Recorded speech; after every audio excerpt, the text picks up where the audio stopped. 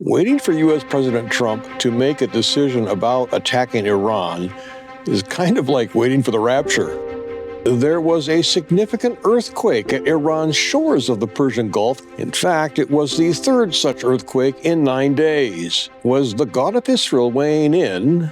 The soul of this conflict is a battle between two claimants as God. It is Allah versus Adonai. Which one is greater? Which one is telling the truth?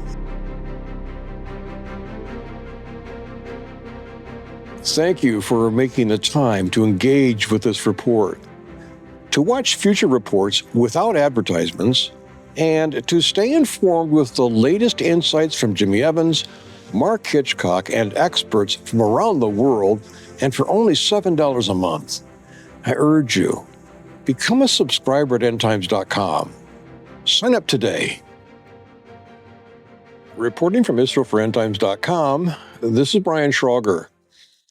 Waiting for U.S. President Trump to make a decision about attacking Iran is kind of like waiting for the rapture. Will it be today? This week? Why hasn't it happened yet? What? We're in a holding pattern. Regardless, everyone continues to prepare. Washington moves more materiel and personnel into the Middle East. Jerusalem readies its military. Israelis keep bathrobes, books, and fully charged phones next to their beds while going to work in the morning. Meanwhile, life goes on. We live. Doing so, mindful that, as we live, we also always need to be prepared. Israelis are not the only ones living in this kind of reality. Much more so are the Iranian people. Its Ayatollah autocrats are rounding them up in the night. No warrant, no charges, no trial. Where do they go? What happens to them? Nobody knows. Are they murdered, imprisoned? Will families ever find out? And the big question there, where is the help promised by the United States? Shouldn't it have been here by now? How long will it be? Is it really coming? With all these things in mind, Israeli Prime Minister Netanyahu recently held a meeting with top advisors and defense officials. The focus? Officially, it was a classified topic. Unofficially, it was all about, no surprise, Iran. What will Trump do? What will Tehran do? Are we ready? Is the U.S. blinking? Is Iran? On Saturday, as the USS Abraham Lincoln and its warships anchored near the very narrow Strait of Hormuz, Iran announced its intent to begin a live fire exercise in those same waters. In response, U.S. Central Command, known as CENTCOM, published a formal warning. CENTCOM will ensure the safety of U.S. personnel, ships, and aircraft operating in the Middle East, it said. We will not tolerate unsafe IRGC actions, including overflight of U.S. military vessels engaged in flight operations, low altitude or armed overflight of U.S. military assets when intentions are unclear, high-speed boat approaches on a collision course with U.S. military vessels, or weapons trained at U.S. forces.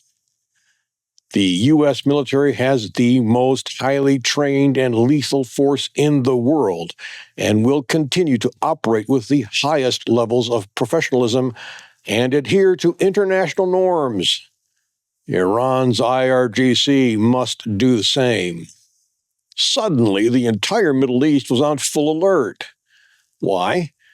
Because the drill threatened to ignite a regional war at the center of its commercial choke point, the Strait of Hormuz. Only 21 miles wide, roughly 20% of global oil passes through these waters. If war broke out here, there would be catastrophic economic consequences, not just for the Middle East, but for the world. On the morning of the day the exercises were scheduled to begin, there was a significant earthquake at Iran's shores of the Persian Gulf, only miles from the Strait of Hormuz. In fact, it was the third such earthquake in 9 days. Was the God of Israel weighing in? As if to highlight that very question, Iran's so-called supreme leader emerged from bunkers deep beneath Tehran. Back on the surface, he held an audience to discuss the threat of attack from the U.S. With remarkable duplicity, he declared, "We're not the ones who started this. We don't want to oppress anyone. We don't want to attack any country." Lacking a voice, Iran's recently murdered thousands declared the lie with their blood, while Israel, subjected to 2 missile attacks and one 12-day war started by Iran, scoffed.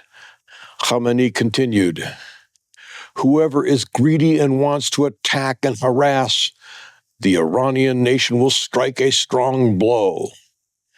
In quick response, the entire hall began to chant, "Allahu Akbar, Allahu Akbar," which means, you will recall, Allah is greater.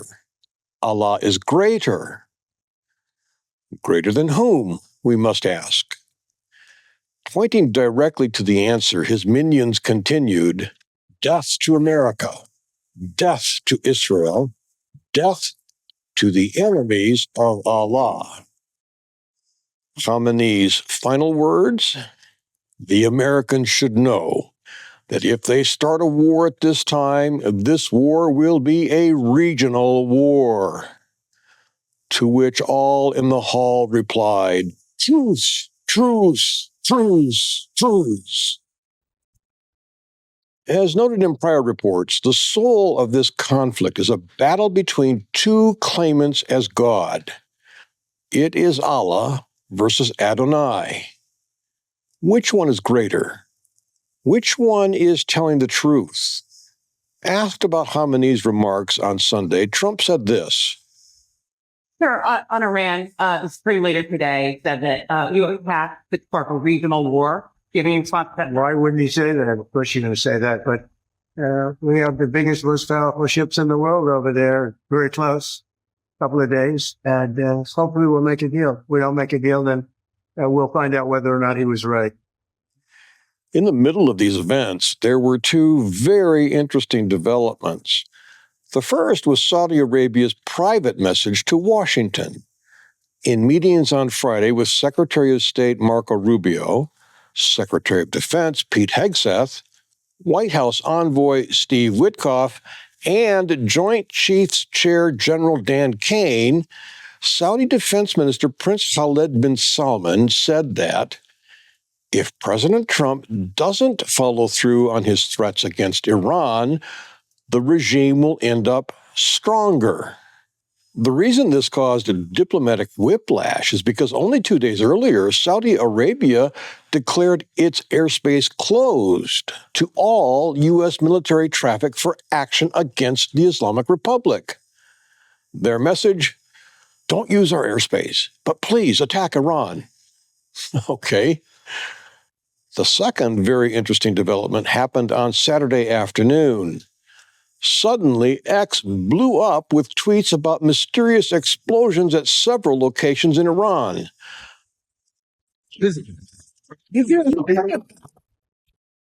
On the shores of the Strait of Hormuz, Bandar Abbas.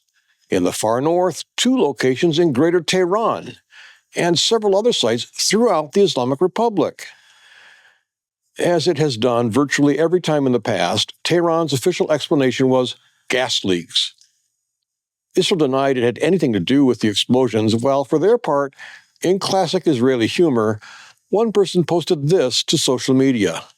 Israel has no connection to the 4 explosions that took place today in Iran and to the 5 that will follow later. The sensibility behind the humor is that, as it has done many times over the years, and especially since 7 October 2023, Israel will often take covert action in situations where overt operations are not wise. As I report these things, once again, the headlines here indicate some kind of military action is still on the table and could happen anytime. Following up on Khamenei's remarks, Iran's chief of staff warned Sunday that any mistake by adversaries could trigger a regional escalation, exposing the U.S. to serious security risks. Using almost identical language, the Islamic Republic's foreign ministry spokesman issued the same warning to neighboring countries, especially to Saudi Arabia, the UAE, and Qatar. Basically, Iran is saying two things at the same time. We are pursuing talks with the U.S., and we are prepared for all-out war. Ironically, President Trump is saying much the same thing. Either negotiate for removal of your entire nuclear program and missile production, or we will strike. At least for the moment, this sounds like saber rattling on both sides. An Israeli dad, Yonatan Bach, has used AI to predict the immediate likelihood of an attack. Predictive considerations include news intelligence, civil aviation, deployment of airborne fuel tankers, market odds, weather considerations, and a Pentagon pizza meter. As I speak, Yonatan's indicator only shows an 8% chance of a U.S. strike on Iran. On the other hand, every Israeli, including Yonatan, knows that those odds could change in an instant. Meanwhile, in Israel, we fill up restaurants, plant trees, drive across the country to see blooming flowers, marvel at ongoing archaeological discoveries, argue about politics, and celebrate the return of all of our hostages from Gaza. In short, we watch, prepare, and live. As in these days, so must we. One last thing before signing off. There are a lot of Israel-related stories that do not make it into these weekly video reports. They range from biblical archaeology discoveries to human interest stories, on-location visits, behind-the-scenes insights, and building your arsenal of defense for the world's only Jewish state, the apple of God's eye. To keep up with all these things and more, be sure to read the weekly dispatch from Jerusalem. Its title is From the Global Front in Israel. Published at endtimes.com every Friday, it includes at least 10 top stories from the week, spiritual warfare tips, and reports of anti-Semitic outbreaks around the world. If you want more, check in every day with Tipping Point's chat feature. Several of us are posting stories there. Thanking God for you. Reporting from Jerusalem for endtimes.com, and until next time, this is Brian Schrauger.